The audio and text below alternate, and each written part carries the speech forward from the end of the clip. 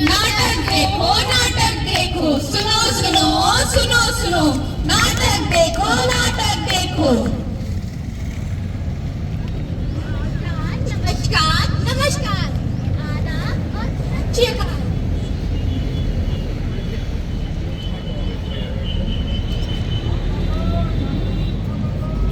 चलो ढूंढते हैं समस्या का समाधान। लेकिन आप हमसे पूछेंगे पहले समस्या तो बताइए। अरे वही समस्या जो आपकी और हमारी है, जो आपके परिवार में होती है और हमारे परिवार में होती है। तो चलिए शुरू करते हैं आपके हिस्सों में एक नया किस्सा लेके। एक सामाजिक परिवार में जिसमें माता पिता है, दो बढ़ती उम्र के बच्चे हैं, जिसमें एक का नाम राधा और एक का नाम रोहित है। तो चलते हैं अपने पहले दृश्य की ओर।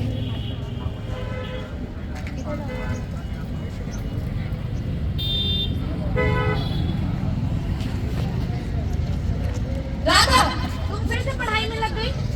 ये सब छोड़ के माँ के साथ रसोई में उनकी मदद करो। पर पिताजी मेरी तो कल परीक्षा है, मुझे पढ़ाई करनी है। रमेश जी, परीक्षा? कैसी परीक्षा? लड़कियां इतनी पढ़ाई नहीं करती और तुम लड़की होकर भी पढ़ना चाहती हो? तुम्हें अपना ये सपना छोड़ना होगा और जाके माँ के साथ उनकी रसोई में मदद करो। रमेश जी, इसे पढ़ने दो, कल इसकी परीक्षा है। तुम इसे बिगाड़ रही हो और अगर आज के बाद तुमने पढ़ने की कोशिश की तो तुम्हारे लिए अच्छा नहीं होगा। जाओ यहाँ से। दीदी, पिताजी सही तो कह रहे हैं, पढ़ाई करने की क्या जरूरत, लड़कियों को पढ़ने की कोई जरूरत नहीं है। पर भैया, मुझे तो डॉक्टर बनना है। क्या मैं डॉक्टर नहीं बन सकती? क्या मैं पढ़ाई नहीं कर सकती? क्या तुम डॉक्टर बनना चाहती हो? लड़की होकर ये डॉक्टर बनना चाहती है। लड़कियां डॉक्टर नहीं बनती, लड़कियां सिर्फ घर के कामों के लिए बनी है और तुम भी घर के काम संभालो। डॉक्टर बनने का सपना छोड़ना होगा तुमको। जाओ यहाँ से अब। छूट गई भाई, छूट गई राधा की पढ़ाई, छूट गई, छूट गई भाई, छूट गई राधा की पढ़ाई, छूट गई। जैसा कि आप सभी ने देखा, यहाँ तो संकट राधा की पढ़ाई पे ही आ गया है। अब वो कैसे डॉक्टर बनेगी? आपको क्या लगता है? क्या राधा की फीस भरी रसोई के बर्तनों में गुजरेगी या फिर कभी डॉक्टर बनने का सपना पूरा होगा? तो चलते हैं अपने अगले दृश्य की ओर, जहाँ राधा के पिता की वार्ता उनके पड़ोसियों से हो रही है। लेकिन देखना यह है कि ये वार्ता राधा के जीवन पे क्या प्रभाव डाल रही है। क्या उसके सपनों को राह मिलेगी या फिर उसके सपनों पे भी कोई एक और बेड़ी चढ़ेगी? चलते हैं अपने अगले दृश्य की ओर। राम राम रमेश भाई, कैसे हैं आप? राम राम भाई, आप कैसे हैं? मैं तो बढ़िया हूँ। आपकी बेटी बहुत दिनों से कॉलेज जाते हुए नहीं दिखी है, पढ़ाई छुड़वा दी क्या उसकी? हाँ, मैंने अपनी बेटी की पढ़ाई कब से छुड़वा दी है। लड़कियां इतना थोड़ी ना पढ़ती हैं और अब तो बहुत पढ़ लिया, उसे करना ही क्या है इतना पढ़ लिख के? ये तो आपने बिल्कुल सही है। लड़कियां तो घर के काम काज के लिए बनी है, उन्हें पढ़ा लिखा कर क्या करेंगे आप? बिल्कुल सही कहा आपने। मैं अपनी बेटी को फिजूल में बिगाड़ना नहीं चाहता। नमस्कार रमेश भाई। नमस्कार भाई, आप कौन? मैं आपकी बेटी का शिक्षक हूँ। अच्छा, क्या आप जानते हैं कि हमारे समाज में लड़कियों पे भेदभाव और अत्याचार क्यों हो रहा है? हाँ, बताइए ना, क्यों हो रहे हैं? लड़कियों को पढ़ाने का क्या फायदा? जाना तो उन्हें ससुराल ही होता है। यही सोच हमारे समाज को पीछे बढ़ाती है। क्या आप जानते हैं कि अगर लड़कियों को बराबरी का हक दिया जाए तो वो क्या क्या कर सकती है? हाँ, बताइए, क्या कर सकती है, बताइए ना। पर सर, मेरे पिताजी मुझे पढ़ने नहीं देते। कहते हैं कि तुम सिर्फ घर के काम काज के लिए बनी हो। क्या मैं सिर्फ घर के काम काज के लिए बनी हूँ? मैं डॉक्टर नहीं बन सकती क्या? रमेश जी, क्या आप जानते हैं कि जिस समाज में लड़कियों को पीछे दबाया जाता है वो समाज कभी तरक्की नहीं कर सकता? लेकिन सर, अब आप ही बताइए, फिर घर के काम कौन करेगा? और अगर पढ़ लिख के डॉक्टर ये बनेंगी तो शादी कौन करेगा फिर? अच्छा, घर के काम काज और शादी?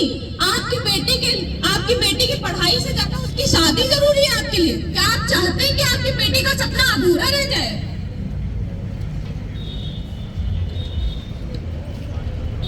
राधा का सपना पूरा होगा कि नहीं? होगा कि नहीं? होगा कि नहीं? राधा का सपना पूरा होगा कि नहीं? होगा कि नहीं? होगा कि नहीं? देखने से तो लगता है कि शायद राधा को उसका मार्ग मिल ही जाए। लेकिन चलना तो अगले है, जिसमें राधा अपनी माँ से पूछ रही है, क्या मैं डॉक्टर नहीं बन सकती? क्या मैं नहीं पढ़ सकती? और क्यों नहीं पढ़ सकती? भाई, जैसे भाई पढ़ता है, पिता पढ़ते हैं और लोग पढ़ते हैं, सब पढ़ते, तो मैं क्यों नहीं पढ़ सकती? तो चलते हैं इसी वार्ता की ओर अगले दृश्य में। मम्मी, मुझे बड़े होके डॉक्टर बनना है और डॉक्टर बनके मैं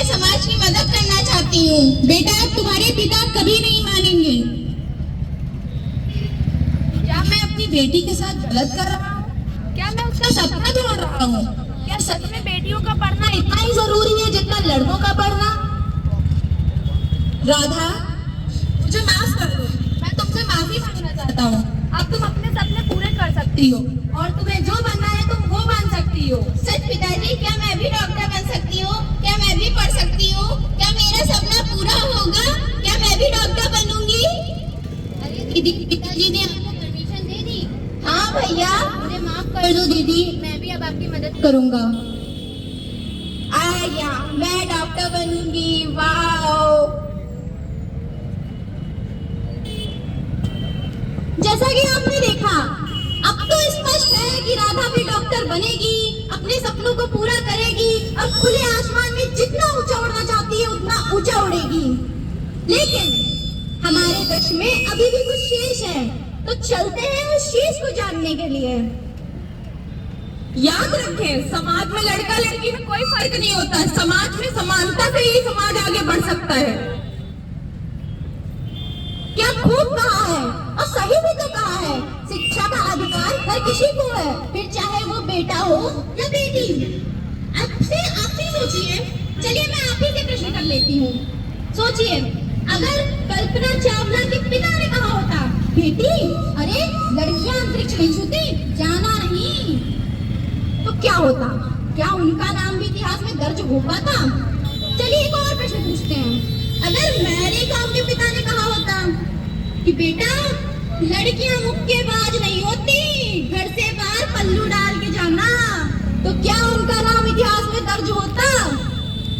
अब आपको समझ आ गया होगा कि हम आपको क्या संदेश देना चाहते हैं कि बेटा और बेटी में कोई फर्क नहीं, दोनों को शिक्षा का अधिकार है और उनके सपने पूरे होने का भी अधिकार।